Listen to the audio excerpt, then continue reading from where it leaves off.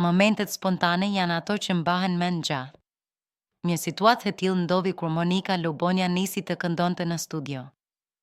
Ndërsa biseda po zhvillohej për personazhet e Big Brother, Monika vendosi ta thyej seriozitetin në një mënyrë krejt spontane. Ajo nisi të këndoj me zë të lartë refrenin e njohur, Tunde moj Selin tunde, duke shkaktuar menjëherë të qeshura. Të ftuarit dhe publiku reaguan me humor, duke e shoqëruar me duartrokitje dhe batuta të shumta. Kjo këngë popullore lidhet gjithmonë me festat tona dhe interpretimi në studio e bëri emisionin më të afërt me publikun. Në rrjetet sociale ky moment u përhap me shpejtësi, duke u cilësuar si një nga çastet më gazmore të mbrëmjes. Mes debateve të forta për sjelljet e banorëve, momente të tilla shërbejnë për të krijuar një balancë të nevojshme. Monika tregoi edhe një herë se televizioni është edhe për argëtim.